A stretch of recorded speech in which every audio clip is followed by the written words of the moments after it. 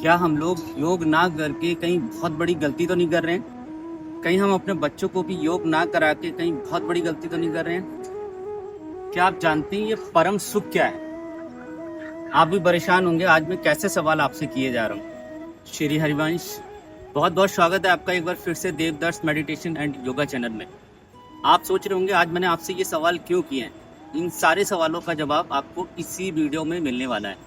और हाँ, एक बात और, आज की वीडियो देखने के बाद कहीं ना कहीं आपकी योगा के प्रति सोच जरूर बदलने वाली है। तो बने रहिएगा लास्ट तक इस वीडियो में मेरे साथ। अब मेरी बात को आप बहुत ध्यान से समझिएगा।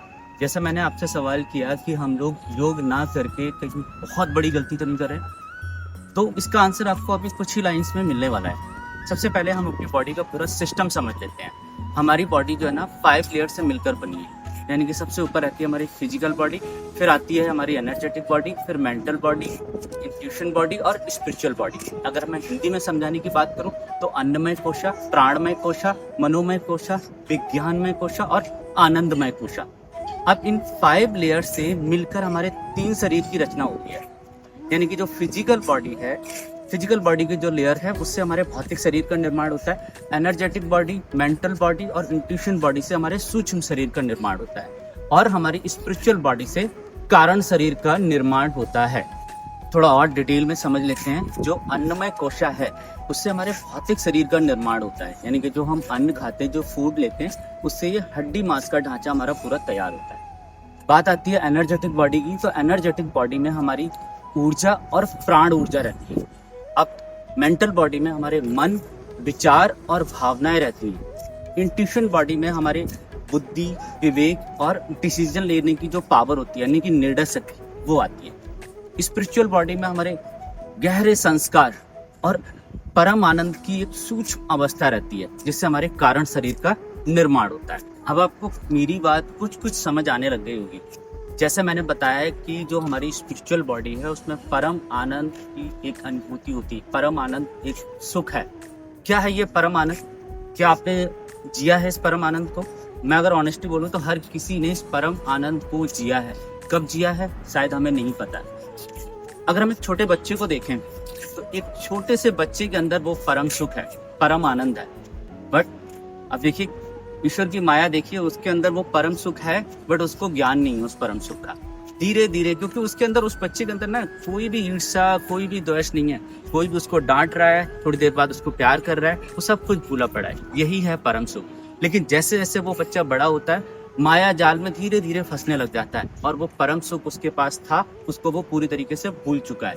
अब जैसे जैसे हम आगे बढ़ते चले जाते हैं, इस माया जाल में फंसते चले जाते हैं। अगर आगे चल के ईश्वर की कृपा हो जाए हमारे ऊपर और हमें ज्ञान की प्राप्ति हो जाए, तब हमें समझ आता है कि ये जो सुख जो है हम इस संसार में ढूंढ रहे हैं, ये सुख तो स्थायी सुख है ही नहीं। यानी फिर से हम उसी परम आनंद की खोज में फिर से चल देते। अब हमें समझ आता है जो दिखता है वो है नहीं, और जो है वो दिखता ही नहीं। इस लाइन्स का मतलब समझ आया आपको? मैं समझा। बेसिकली जो हम देख रहे हैं ना वो है नहीं बिल्कुल भी। क्योंकि जो हमारा भौतिक शरीर हमें दिखाई दे रहा है, ये सुख सुविधाएं दिखाई दे रही, ये कुछ भी नहीं है। कि इसमें से कुछ भी हमारे साथ जाने वाला नहीं है। और जो जाने वाला है वो हमें दिख ही नहीं पा रहा है। जो हमारा सूक्ष्म शरीर है, जो हमारा कारण शरीर है, ये सब कुछ हमारे साथ पहले भी था, है और आगे भी जाएगा। उस पर हम काम नहीं कर रहे। अगर मैं भगवान की बात करूँ तो भगवान ने ये भौतिक शरीर सिर्फ और सिर्फ हमें एक साधन के लिए दिया है, जिससे हमारे भगवान को कोई लेना देना नहीं। आप कैसे दिखते हो, कितने अच्छे लगते हो, भगवान को कोई मतलब नहीं। अगर हम स्पष्ट बोले तो ये सारा संसार, ये सारी मोह माया सब झूठी है। सच्चा अगर है तो सिर्फ और सिर्फ हमारा कान्हा है। सच्ची तो सिर्फ हमारी राधा रानी है। तो भगवान को सिर्फ किससे लेना देना है? ईश्वर को सिर्फ लेना देना है।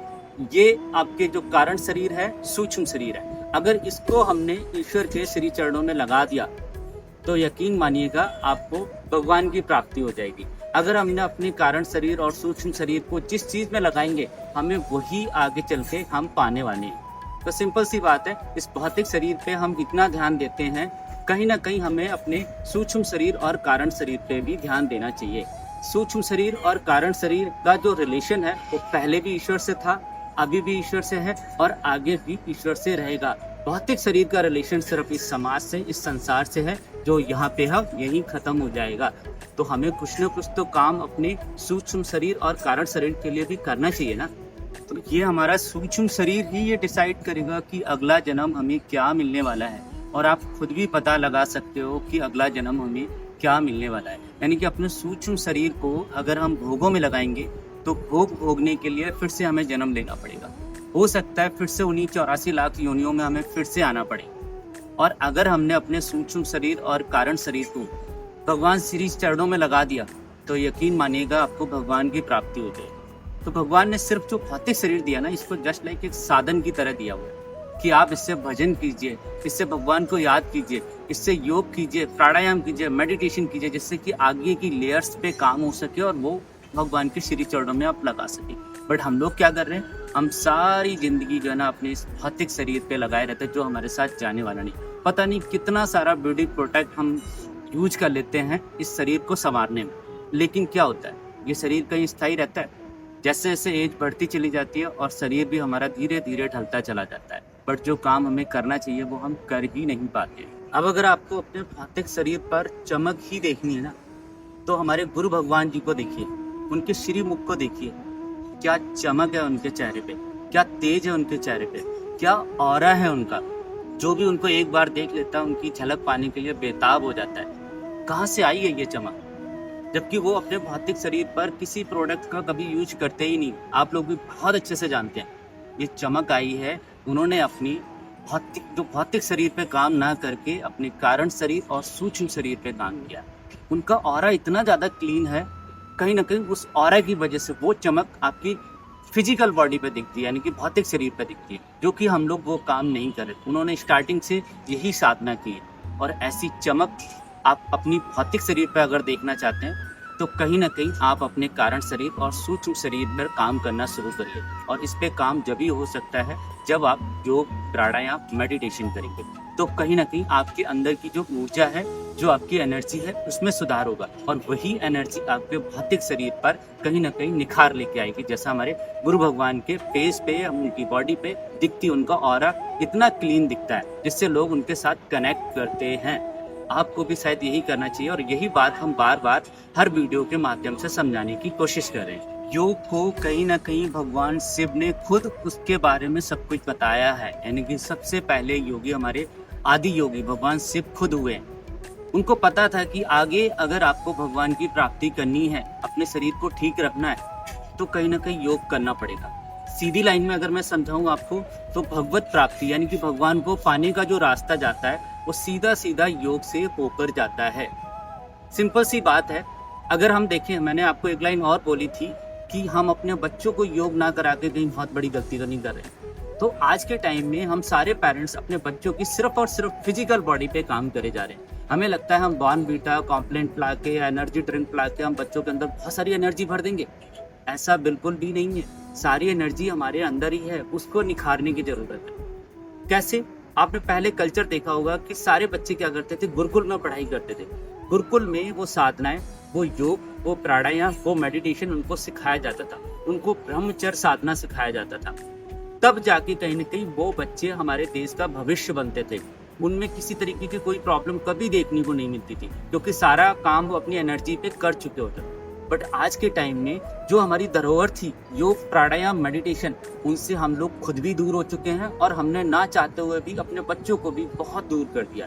तो अभी भी कुछ बिगड़ा नहीं है, अभी भी हम लोग संभल सकते हैं। हम अपने बच्चों को फिर से योग के लिए प्रेरित करें, उनको योग करा के तो देखिए। यकीन मानिएगा, 1 महीने अगर आप योग कराएंगे, उनकी एनर्जी तब देखिएगा कितना निखार आता है। और आजकल जो हम लोग भी इतना ज़्यादा डिप्रेशन, स्ट्रेस से परेशान हो रहे हैं, उसकी भी यही वजह है।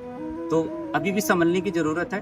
फिर से हम भी योग की तरफ जुड़े और अपने बच्चों को भी योग की तरफ जोड़ने का एक छोटा सा प्रयास जरूर कर सकते हैं। तो देखा आपने योग का कितना महत्व है हमारे शरीर पे, कितना हमारे जीवन में योग का महत्व है। अगर ये वीडियो देखने के बाद ये वीडियो आपको पसंद आई है, और अगर कोई भी पेरेंट्स या कोई भी बच्चा योग की तरफ जुड़ जाता है, तो मैं ये जरूर मानूंगा कि मेरा इस वीडियो को बनाने का पर्पस कहीं ना कहीं पूरा हो जाता है। तो अगर ये वीडियो आपको पसंद आई है, ये जानकारी आपको पसंद आई है, तो वीडियो को लाइक कीजिए, शेयर कीजिए, और ऐसे ही वीडियो अगर आगे भी आप देखना चाहते हैं तो हमारे साथ जुड़े रहिएगा।